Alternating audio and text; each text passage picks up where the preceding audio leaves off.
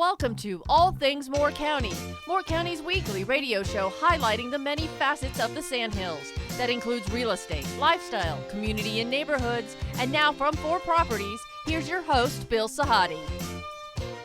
Good morning. Welcome to the talk show, All Things Moore County. Dorothy, we are in full gear now, shooting towards Thanksgiving. Coming fast and furious, isn't it? Yeah, and into the holidays. We're starting to roll around. Just last week, the Bradshaw Performing Arts Center opened. David Michael Wolf came on, and there are a couple of events that are going to be happening at the Bradshaw Performing Arts Center at the Sandhills Community College in the next couple of weeks. One is the Taylor Dance version of Nutcracker, which we'll be speaking about next week. Yeah. But this week, we are back with one of our favorite guests, Morgan Sills, who is the executive producer of the Judson Theater Company. They're in their 8th season, and the Judson Theater Company is Moore County's only professional theater. They bring stars here. I should say Morgan. He brings stars here from Broadway, from Hollywood, even a lot of local talent. He is doing for professional theater here what other people are doing for other industries, but he's also doing it with a giving back attitude, which we're going to talk about. And coming up on November 21st through the 24th, they're going to be producing Agatha Christie's Witness for the Prosecution, with Tony Award nominee Alan Campbell, who played opposite Glenn Close in Sunset Boulevard. Alan was featured, I think, for 5 years on the show Jake and the Fat Man. And for people my age who remember Three's Company, he was the actor on the sequel. I think it was called Three's a Crowd. So people in this area will remember John Ritter. And Alan has a story or two to tell about John Ritter, which I thought was very prophetic because it talked about some of the influences in his earlier days. Not that you're... Good morning, Alan, by the way. Good morning. I'm not going to date you. Well, you already have. I already have, right. haven't I? I claim it. And Morgan, I'll say good morning to you. Good morning. It's great to be back, Bill. You have been waiting to get into the Bradshaw Performing Arts Center for over a year. A year in actual time, decades in like right. metaphorical time. It's been such a long wait. For Moore County has always needed a multi-venue professional performing arts center, and now we have it. There are 4 venues there for performance. Owens Auditorium, you will not recognize it, and I say that in the best possible way. It has been beautifully renovated. It might as well be a new building. The audience experience there is really going to be phenomenal. From the second you step foot into the lobby, which is now twice the size, to the inside of the theater, which has a very different floor plan. So many of the sightline and acoustic issues have been corrected. It's really just such a joy to be giving the first theatrical performances in that venue. We're the first theater show in the venue. In the current issue of Pine Straw Magazine, the article is called The Hallelujah Moment. You mentioned that it's an audience-based renovation. When you say that, first thing I think about are acoustics. Second thing I think about are seats, proximity to the stage, the intimacy of a small theater. Are we hitting all the right bells and... Absolutely. When they had a focus group meeting and they brought their architects down, and one of the people that they brought at the very first meeting, they had an acoustic specialist going around with his meter, checking out the sound, because that was an issue before, and now the sound in there, I was there the night of the dedication. It's been corrected, and it's beautiful. They've closed that gulf that used to be at the front of the stage so that now the audience is closer. Some of the seating is stadium style in the back, so everyone can see, and they've corrected the rake as well down front. So it's just so much better in terms of seeing and hearing in there. You're going to have how many shows between the 21st and the 24th? We're going to be doing our usual 5. Thursday, November 21st at 7 p.m. is Early Curtain. Friday, the 22nd at 8 p.m. Saturday, there are 2 shows, a matinee at 2 p.m. and then an evening performance at 8 p.m. And then Sunday, we close with another matinee at 3 p.m. Alan, it just rolls off his, it's like rote. It's memorized. It's terrific. He knows exactly what's going on. How did you guys hook up? You want to do it? Or I'd love to hear the story. Well, the last show, well, actually you don't know, because the last shows we were across the street in the Hannah Center, and we had to work really fast for a variety of reasons. And so the show we did was Souvenir. Right. And it was starring Bob Stillman, also a Tony nominee, and a good friend of Alan's, and Liz McCartney. And Bob and Alan somehow, figured out that they were close to each other, and Alan came down to see that show. And I was like, wait a minute, that's Alan Campbell.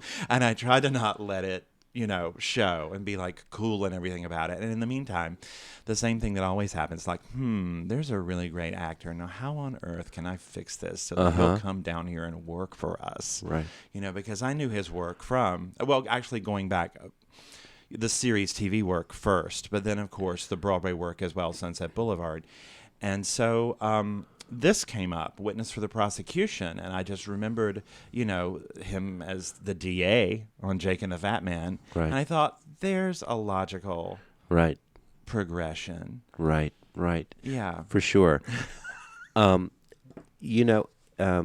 speaking with Morgan, he always has a reason for the type of production that's going on in the season.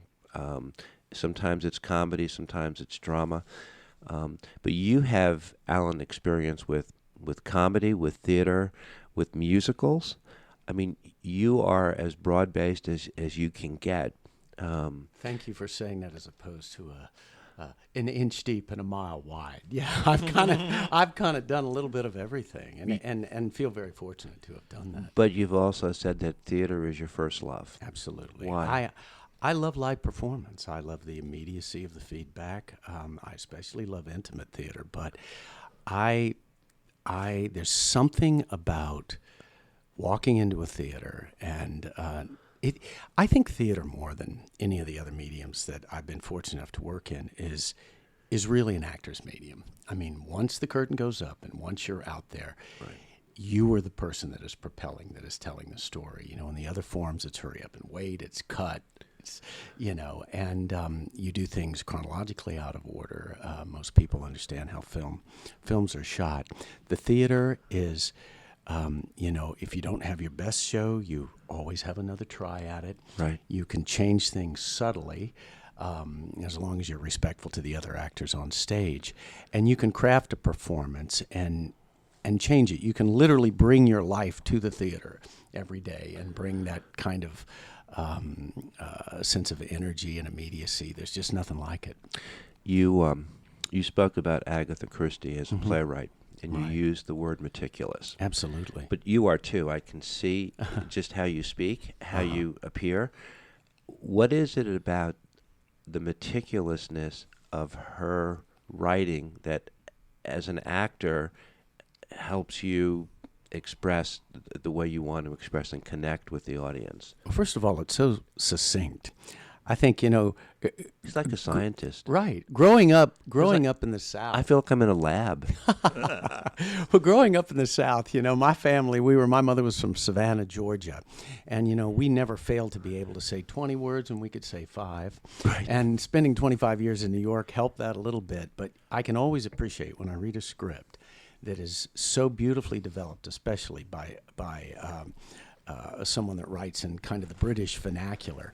It's the use of the language is just absolutely beautiful. And though not all of it falls perfectly in terms of the way they express, if you learn it, you realize the elegance of the way Agatha Christie writes. And I don't know whether I told Morgan this. I read somewhere where this piece is actually used sometimes in Britain in law school classes because she so meticulously develops evidence and witnesses. Right. as the way it would actually be done. To coach So- you how to ask questions. Absolutely. So, for the audience, it's very clear and very clean, and it's very easy to follow because she develops this the way it would be done in an actual court. So here's my question to both of you. Something that was written in 1925, I think first performed in 1953. How is it possible that it will resonate today with today? And it does. Agatha Christie continues to live on. But how is that possible that it can be so relevant to today's audience? Well, she's always relevant because, looking at this play in particular, which was her favorite of her own plays. Was it? Yes. I didn't And know she that. considered it her masterpiece of writing for the theater. And it's her courtroom play. It's really the antecedent to all the courtroom dramas that we've had since. She's the grandma of writing that and putting it on stage in the way that we see it now on stage on the screen. She remains relevant, I think, in part because she's constantly being remade. There's a new ABC Murders, a new Crooked House. There's the John Malkovich as Hercule Poirot. There's the new Orient Express movie. People are constantly finding new ways to retell her stories. With Witness for the Prosecution specifically, it's timeless because of the question, does the court system actually deliver justice and the truth? The casual xenophobia that's in the play and how you might find something like that in a modern day jury. What prejudices would you find?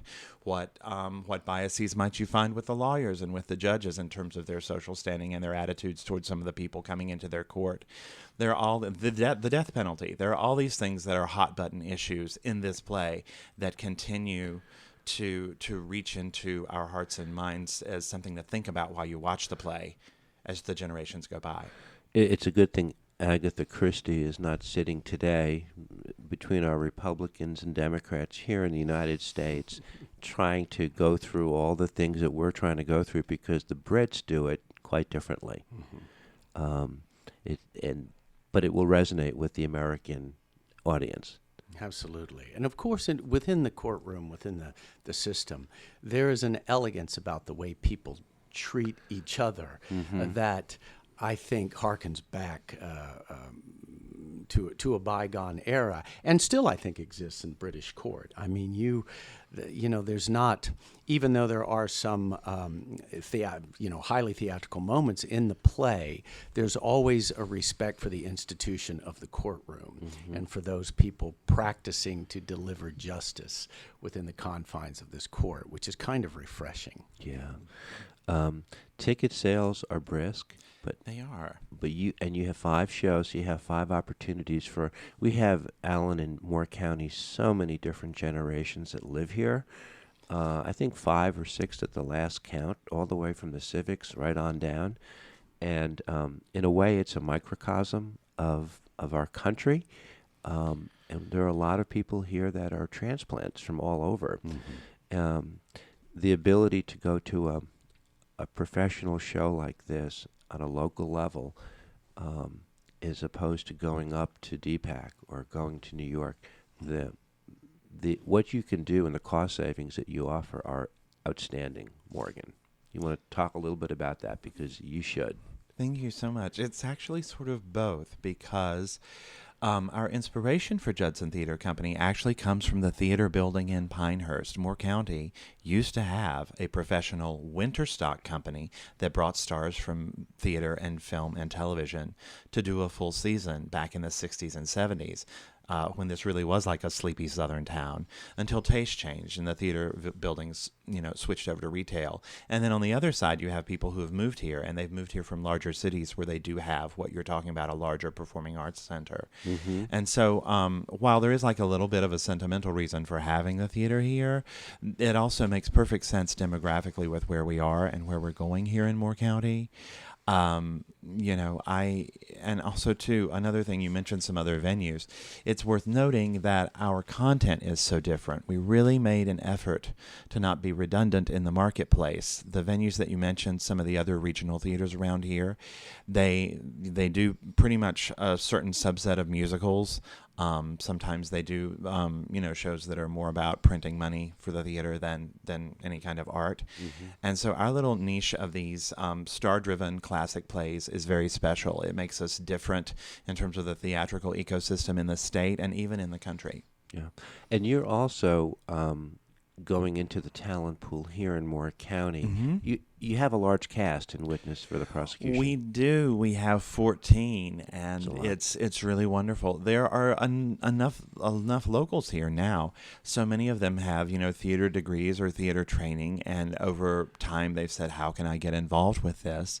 It's handy for us too because they're here to sort of market the show and do a good job, and we like bringing people together from all different places. That's one of the joys of theater, and of course the real connector in that is the audience, all the places that they're from, that they've been, bringing that in at that particular performance and sharing this story together. Because you have that third ear as an actor that Carol Channing used to talk about. You have the two that you're born with, but then as an actor you develop that third one that's always got that ear over on the audience. Right. And that people talk about virtual reality and, this is responsive and da-da-da. Theater is like the original of that. We've for 10 years, Alan, we've had the opportunity to do the show, and a revolving theme of the show has been the arts in the school systems and the arts that are available to some of the students here in Moore County. Today, compared to when I was in high school, maybe when you were in high school, it was all athletic driven. Today, it's arts because these kids are getting exposure. They're showing courage, they're getting self-esteem, and an appreciation for the arts, whether they pursue it or not.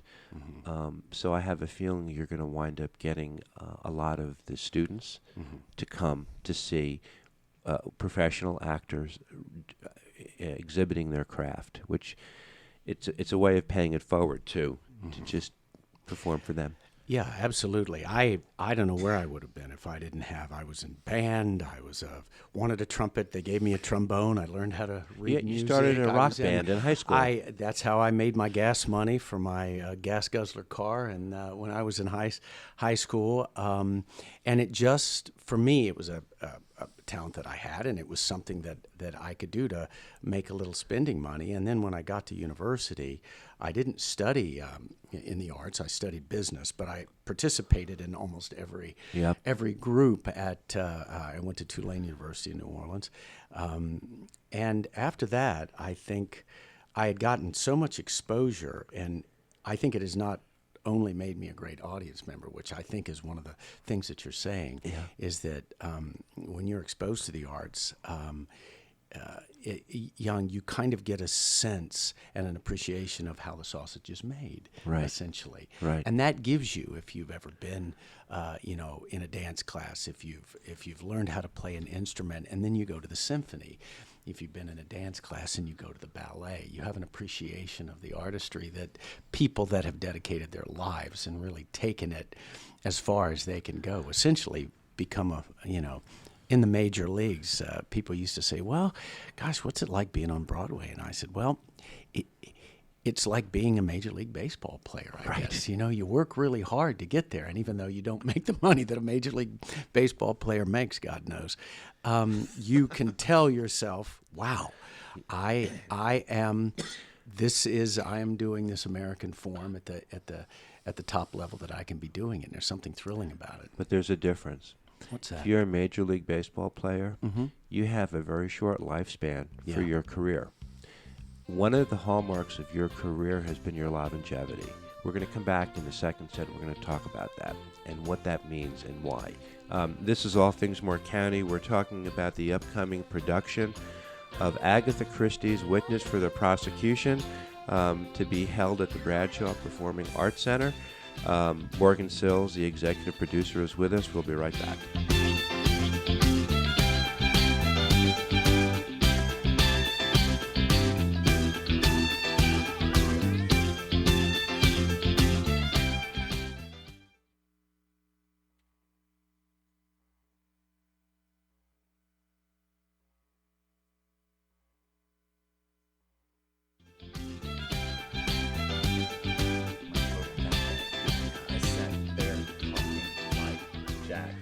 Welcome back. We're talking with the Judson Theater Company, all about Agatha Christie's Witness for the Prosecution, coming up at the Bradford Performing Arts Center, November 21st through the 24th. There are going to be 5 shows. We're speaking with executive producer Morgan Sills and lead actor, Tony Award nominee Alan Campbell. Alan, we closed this first set, and we were talking about the difference between a Major League Baseball player and an actor. An actor potentially has a much larger shelf life and lifespan than an athlete does. You've been at this since college, your college years? 40-something years. You told a story about John Ritter. Yeah. When you were a struggling actor just starting out, didn't have a lot in your pocket, and he came over to your apartment. Right.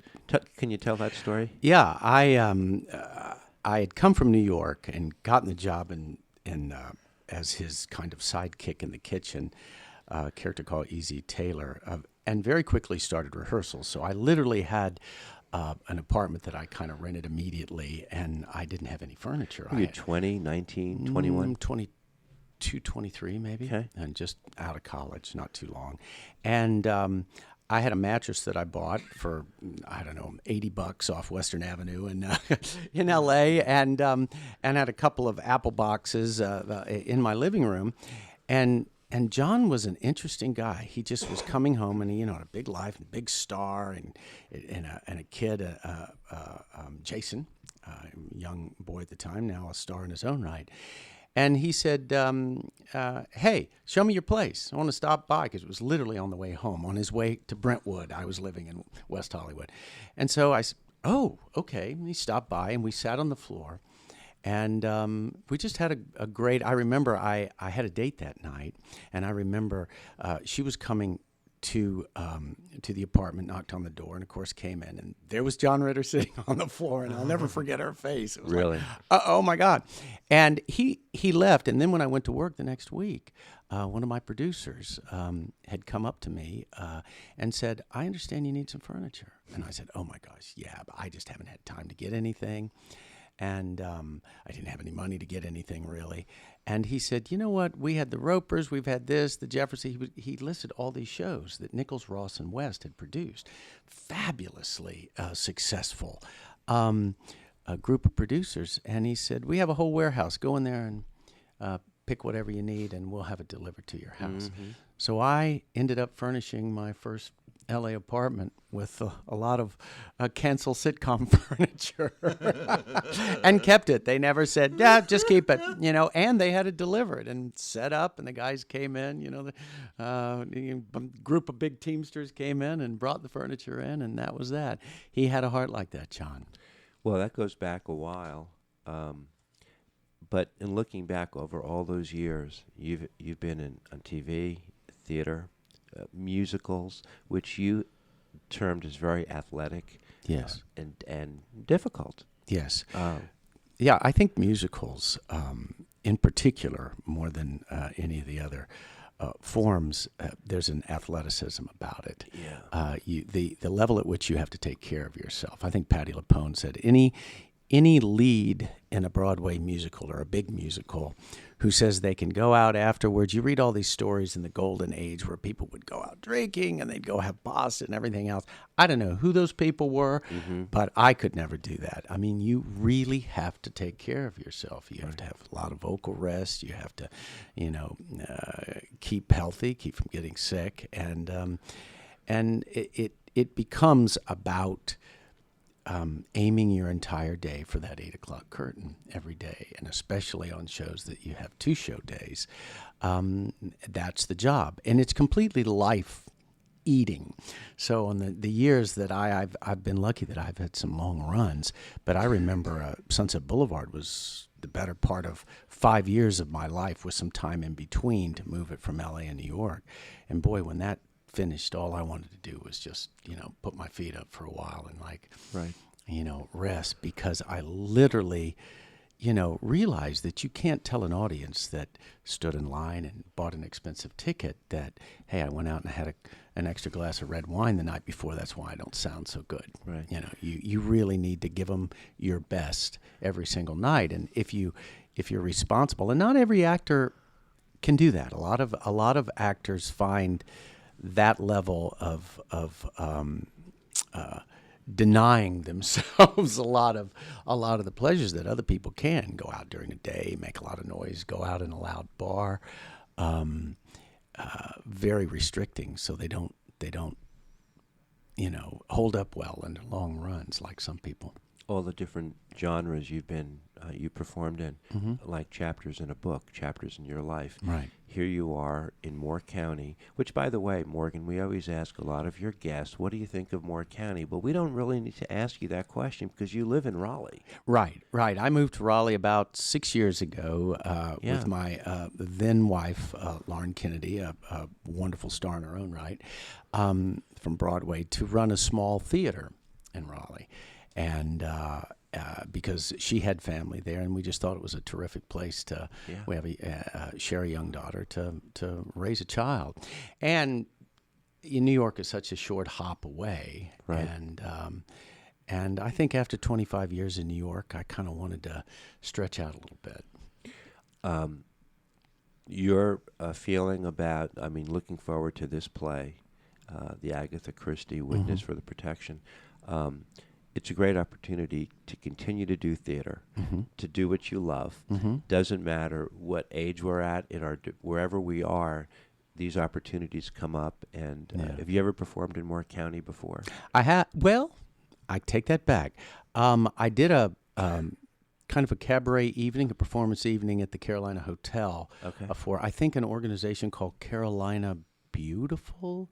I think it was a environmental organization that hired me to come down and do an evening of songs. So I did perform a while back. It was a cabaret piece, about 60 minutes of music.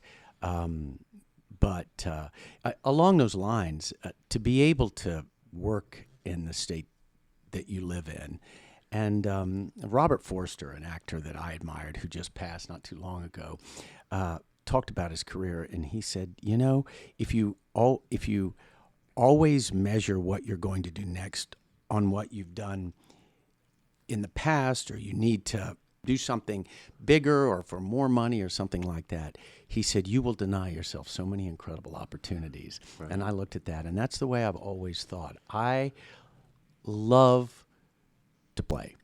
And the important thing, like you said, to have that kind of longevity that I've been fortunate enough to have is to continue to challenge yourself. And certainly, I had heard of the reputation of the Judson Theater. I'd seen a production of Souvenir with my friend Bob, and it was a really wonderful production. And so when Morgan called, it was like, yeah.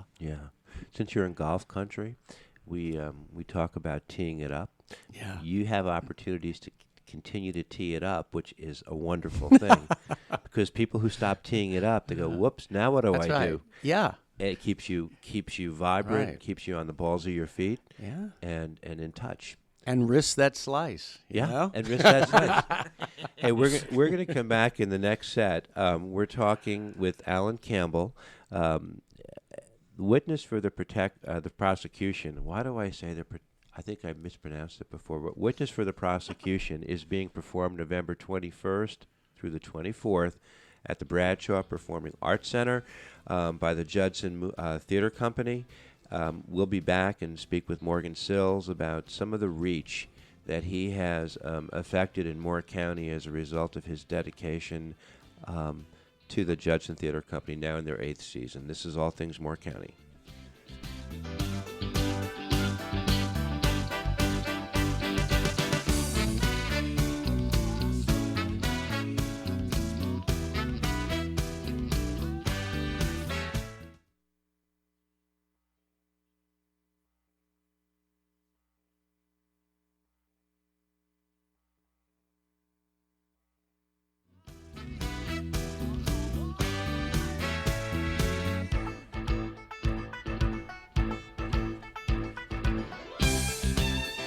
Welcome back to our final set of All Things Moore County.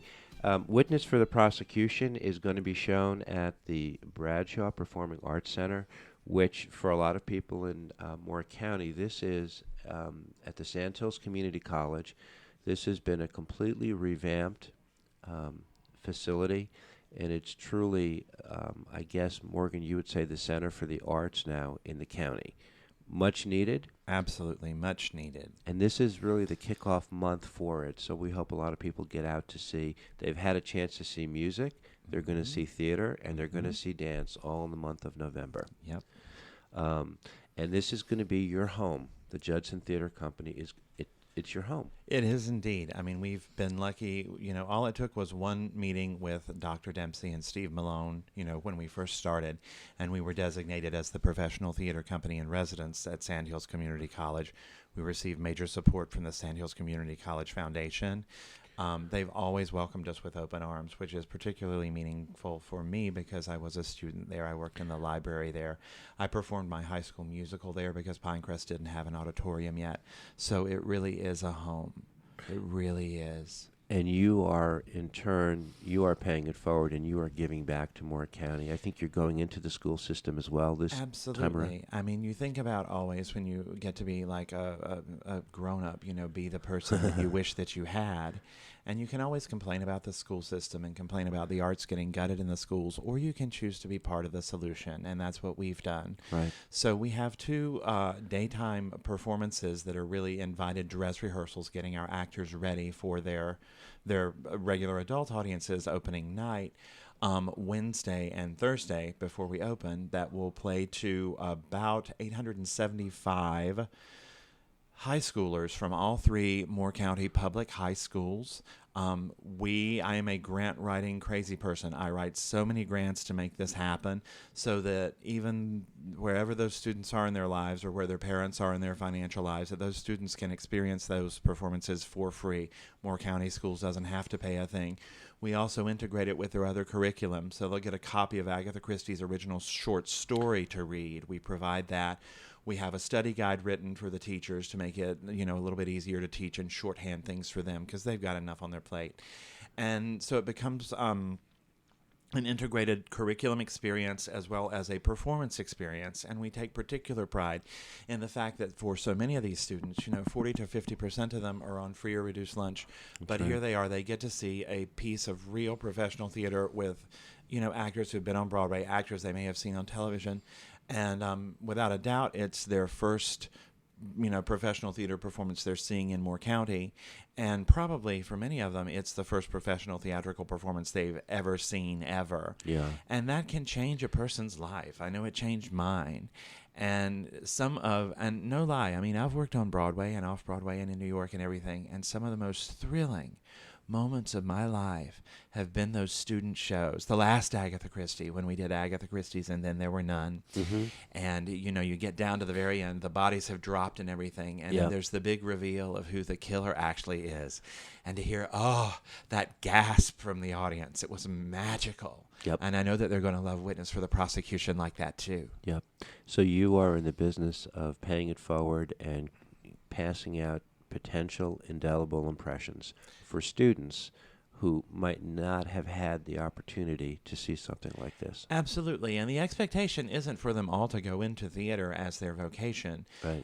Theater skills are life skills. Right. Being able to get up in front of people, being able to sew a little bit, build a little bit. Alan is nodding completely in agreement. The ones who are really serious about making it their careers, we are often able to have them intern with us. So we're like the bridge between their academic training in school, which is excellent, by the way, and a professional career. We write their letter of recommendation. We help them along. But then for the students in general, it's just so important for them to have these multidisciplinary cross-curriculum experiences and also these memories of their life in Moore County, that they didn't always have to get on a bus or something and go someplace else. Yeah. Outside of school, when you get involved in the arts, whether it's music, dance, or theater, these kids are learning discipline, they're learning focus, persistence, and how to schedule better. And Teamwork. Thank you. Teamwork. Discipline. Yes. Punctuality.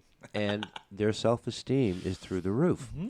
And I love when these kids come on here. They're so much more focused than I remember as a 15 or 16-year-old kid who was just really good at shrugging my shoulders and rolling my eyes with attitude. But these kids today are much more on the balls of their feet, the ones that want to step forward, and it takes a lot of courage to perform. Well, the great thing is that they're interested and they're connected and they take care of each other. My outlook would be that pretty much the kids are all right. We also go into the school system and to the theater classes specifically, all three of the high schools, and do a class period of Ask Me Anything with the New York actors, so that if they are thinking about making this their career choice, they can hear from somebody who's working in 2019 about what it's like to go up to New York and be a professional actor, make your living as much as you can from doing that, and the other things you may have to do, and what the theater is like now, because theater only exists in the now. And that's one of my favorite things about it, is the quicksilver quality, that as it's being made, it's simultaneously disappearing, except for the memory of it, which is different from performance to performance and person to person. Right. You mentioned when you go into the schools, you're going to present them with the short stories. There's going to be a question and answer period at the end. Yes. Which, Alan, I assume you'll be taking part in. Yes. There's That's a talk back. And that's a privilege. They to ask do. these I love wonderful talkbacks questions. always. Yeah. It's I'm always amazed at how smart audiences are.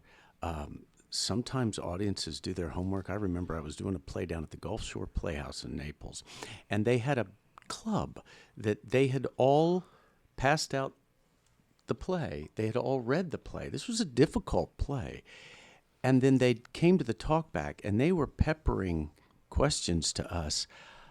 I have to admit, some of which I'm not even sure we could answer. We hadn't even thought about some of the questions. They had gone so deep and so down so many levels that it helped us, define our performances in a way going forward. I'm always amazed. And because it gives the actor the opportunity to compare what the story he's trying to tell with some of the different perceptions. And, two people can see the same piece and see two completely different things based on what they brought into the theater. And I think that's the great thing about live theater. When you're answering questions from students, don't you sense that there's a responsibility that they're going to put so much weight on what you say and how you say it, Right. that it's not like an adult. It's the kid wanting to understand, and you have that opportunity to create some sort of reality for them. It's a great privilege. It is. The questions are wonderful. They're honest. Yeah. And I always try to be honest back. I mean, it's not an easy way to make a living. It's very challenging. There are peaks and valleys. Right. But again, like you said, with the Major League analogy, it can be a long career as long as you have balance and as long as you keep interested. And don't necessarily define your life just by the work. Right. Yeah. Well said. You're going to wind up season 8. Can you give us a little bit of a tidbit about season 9, what we can expect? Absolutely, I can tell you what to expect. I had a feeling. You can expect laughter when we do Neil Simon's The Female Odd Couple. Instead of Oscar and Felix, it's Florence and Olive. It's the 80s and they're ladies. It's so much fun. March 26th through the 29th, 2020, there at Owens Auditorium at Bradshaw Performing Arts Center. And then in the fall, November the 5th through the 8th, the weekend before Veterans Day, we're doing the military classic, the beloved Aaron Sorkin play A Few Good Men. Oh, really? So, yes. So that's season 9, and I think that there's something in there for everybody. I can't wait to get to work on those two. Wow, they're as different as they can be, but both of them, A Few Good Men was, that would be great to see in live theater. Very powerful. Very powerful. Yeah, and that was before. That's before all the TV he wrote and everything. That play put him on the map as a writer. It wasn't the television. He had this whole theater thing going and then went to television. Yeah. Okay. Wow. Now, help me. A Few Good Men was also made into the movie. Right. Tom Cruise, Jack Nicholson. Demi Moore. Okay. Mm-hmm. But Yeah. the play, I always hearken back to Steel Magnolias. When I saw at the Lucille Lortel Theater in New York 9 times the off-Broadway production before it was ever made into a movie. And it was different as a movie than it was as a play, and I preferred the play. No men in it, just what the women said, and probably the same thing. It won't be the movie adaptation. It will be... Yes, it does have the shifting locales because it was written in the 80s, so it's very much in sort of in that mode of writing and everything. But the movie of this, the Billy Wilder film, A Witness for the Prosecution, is beloved and famous, and yet I much prefer the play of Witness for the Prosecution. Right. Because she didn't write the screenplay of that film. It was punched up and made a little bit Hollywood, and also they did some things to accommodate the talent they had, Tyrone Power and Marlena Dietrich and Elsa Lanchester and Charles Lawton. And the play is just its own wonderful experience. It's coming back around again. There's a production in London that's been running over a year in a real courtroom. Right. These stories, like Witness for the Prosecution, they come back again and again because people love them so much. Right. Right. Well, next week is the week, November 21st through the 24th. You can get out to the Bradshaw Performing Arts Center and see Witness for the Prosecution with Tony Award nominee Alan Campbell. I appreciate you coming in, Alan, and talking with us. Thanks for having me. Talking about your craft and your longevity and your meticulousness. I like that word, and it's consistent with obviously who you are and how you treat your craft.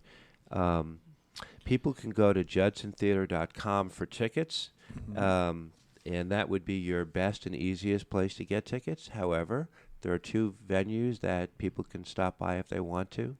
Yes, in addition to buying on the web at judsontheater.com, you can buy tickets in person at Given Memorial Library in Pinehurst or at the Arts Council of Moore County in Southern Pines. Yeah, we will look for a great turnout next week and wish you guys both the best of luck. Enjoy Moore County. Thanks so much. Come down and visit us some more. I will. Thank you, Bill. Thank you both. This is All Things Moore County. Have a great week.